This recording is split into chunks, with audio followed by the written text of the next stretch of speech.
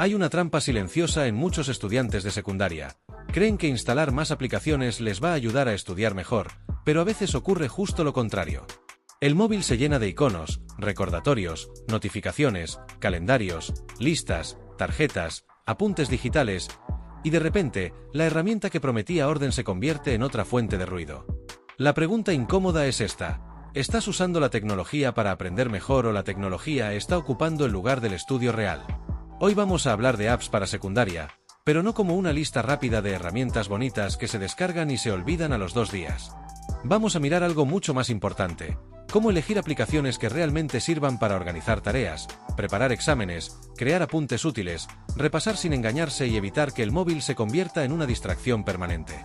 Y aquí está el primer giro: la mejor aplicación no siempre es la más completa, la más popular ni la que tiene más funciones. Muchas veces, la mejor es la que resuelve un problema concreto con el menor esfuerzo posible. Quédate, porque al final vamos a llegar a una pregunta clave. Si tuvieras que quedarte solo con 3 tipos de herramientas para estudiar mejor, ¿cuáles tendrían sentido de verdad? Empecemos por el error más común: descargar antes de pensar. Un estudiante se siente desorganizado, busca una aplicación, instala 3, prueba una tarde, se abruma y vuelve al punto de partida. No falla necesariamente la aplicación. Falla el criterio previo. Antes de instalar nada, la pregunta no debería ser cuál está de moda, sino qué problema concreto necesito resolver. ¿El problema es que se olvidan fechas de entrega? Entonces hablamos de agenda o calendario. ¿El problema es que los apuntes están repartidos entre libretas, fotos y documentos sin nombre? Entonces hace falta una herramienta de notas. ¿El problema es que se estudia leyendo una y otra vez sin comprobar si se recuerda algo? Entonces la solución puede estar en tarjetas, cuestionarios o preguntas de repaso. Este detalle cambia todo. Porque en secundaria no sobra atención. Hay deberes, exámenes, trabajos, actividades, vida social, cansancio y una cantidad enorme de estímulos compitiendo por el mismo espacio mental. Si una aplicación exige demasiada configuración, muchas pantallas y demasiados pasos, quizá no está ayudando. Quizá está añadiendo una capa más de complejidad. Aquí aparece una regla muy práctica: utilidad inmediata. Una herramienta útil debería poder servir el mismo día para una tarea real. No hace falta dominar todas sus funciones. Basta con que permita hacer algo concreto: apuntar un examen, dividir un trabajo en pasos, guardar un resumen, crear 5 preguntas de repaso o revisar una lista de errores frecuentes. Pero cuidado, porque hay una contradicción interesante. Queremos aplicaciones sencillas, pero también queremos que ayuden a estudiar mejor. ¿Cómo se combina eso? Con una idea básica: pocas herramientas, bien usadas. Una para organizar, otra para apuntes y otra para repasar puede ser más que suficiente para empezar. El resto debería llegar solo si existe una necesidad clara. La organización escolar es el primer gran terreno donde la tecnología puede marcar diferencia. Muchos estudiantes no suspenden por no ser capaces, sino por llegar tarde mentalmente a las tareas. Empiezan un trabajo cuando ya pesa demasiado. Se acuerdan de un examen cuando quedan pocos días. Repasan sin saber que es urgente y que puede esperar. Una agenda digital puede ayudar, pero solo si se utiliza con una estructura simple: materia, tarea, fecha y prioridad. Nada más. Si para apuntar una tarea hay que escribir una ficha interminable, se abandonará.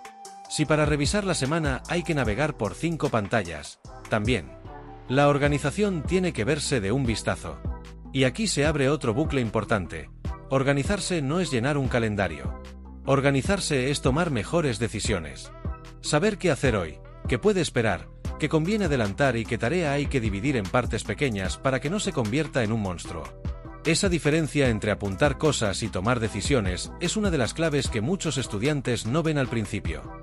Pensemos en un caso muy común: un alumno tiene un examen de ciencias en una semana, un trabajo de lengua para dentro de 10 días y ejercicios de matemáticas para mañana. Si todo está en su cabeza, es fácil que lo urgente tape lo importante. Hará los ejercicios de mañana, sí, pero quizá no empiece el trabajo ni repase ciencias hasta que sea tarde.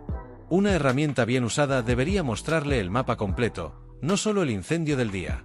Ahora pasemos a los apuntes digitales. Aquí hay otra trampa: guardar no es estudiar. Hacer fotos a la pizarra, acumular documentos o copiar textos en una aplicación puede dar sensación de orden, pero si luego no se revisa, no se resume y no se transforma, solo estamos cambiando el desorden de sitio. Antes estaba en papeles, ahora está en carpetas digitales. Un buen sistema de apuntes no tiene que ser espectacular. Tiene que permitir encontrar el contenido cuando hace falta y convertirlo en material de repaso. Por ejemplo, una nota por tema, con 3 apartados sencillos. Ideas clave, dudas pendientes y ejemplos. Esa estructura obliga al estudiante a pensar. No basta con copiar. Tiene que decidir qué importa, qué no entiende y cómo se aplica. Este punto es fundamental porque el estudio real empieza cuando el alumno deja de ser un archivador y empieza a ser un editor de su propio aprendizaje. Subrayar todo no sirve. Copiar todo tampoco. Guardar todo sin jerarquía crea el mismo problema de siempre. Cuando llega el examen, todo parece importante y nada destaca. Y entonces aparece una de las partes más potentes, el repaso activo. Aquí conviene ser muy claros. Leer apuntes puede sentirse productivo, pero no siempre demuestra que se haya aprendido.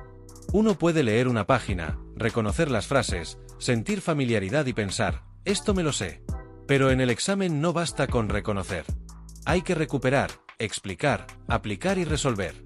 Por eso las herramientas de tarjetas, cuestionarios o preguntas pueden ser muy útiles.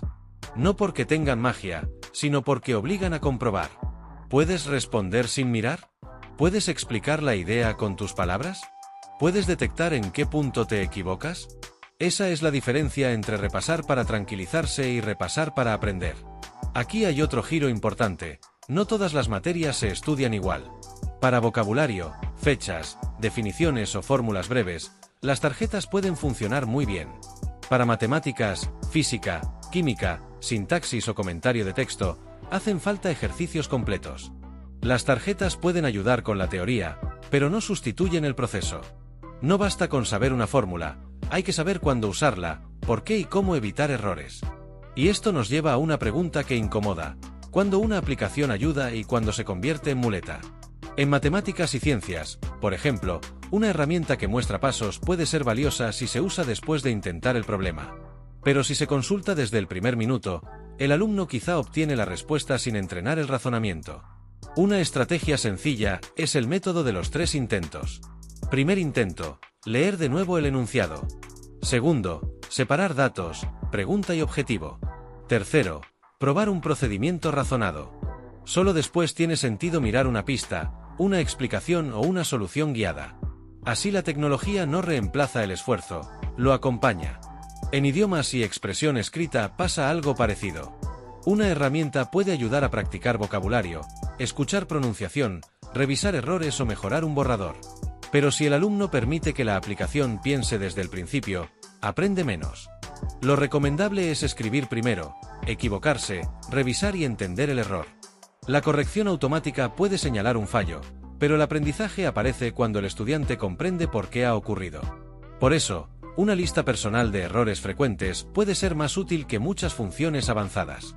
Tildes, concordancias, conectores, repeticiones, frases demasiado largas, falta de ejemplos, mala organización del texto. Si antes de entregar un trabajo el estudiante revisa esos puntos, está entrenando criterio. Y ese criterio vale más que cualquier botón. Pero todavía falta el gran tema que casi nadie quiere mirar de frente: las distracciones.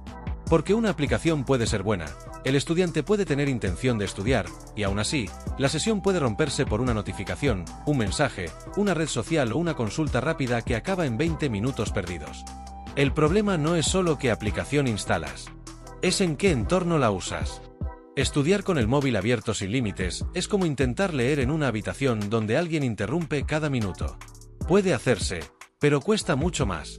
Por eso, cuando hablamos de herramientas digitales para secundaria, también tenemos que hablar de límites. Desactivar notificaciones, dejar visibles solo las aplicaciones necesarias, usar modos de concentración y preparar el material antes de empezar no son detalles menores. Son parte del método. Esto no significa demonizar la tecnología. Significa ponerla en su sitio. Un móvil puede ayudar a organizar tareas, repasar conceptos o consultar apuntes.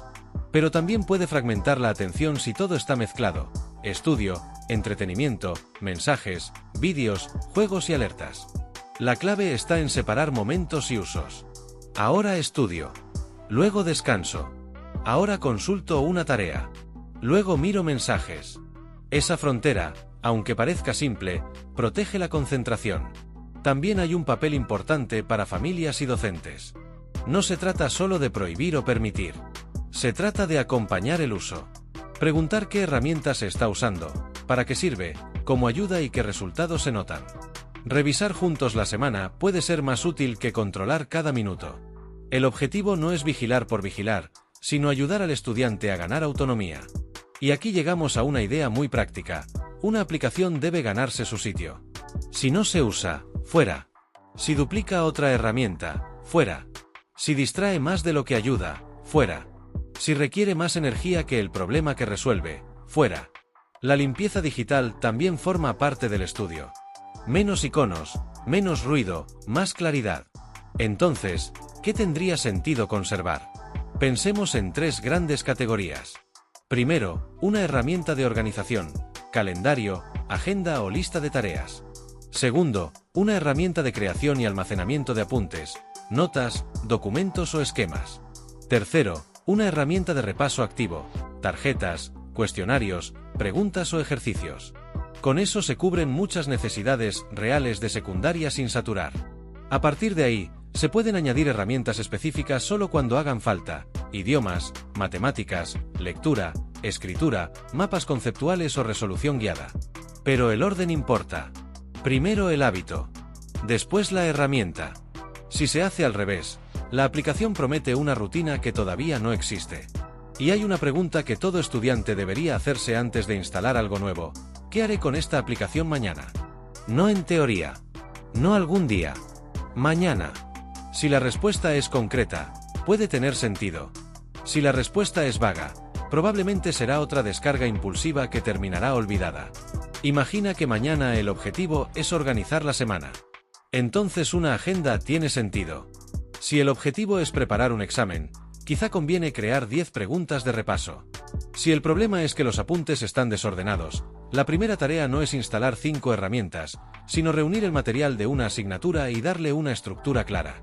Una necesidad, una acción, una herramienta.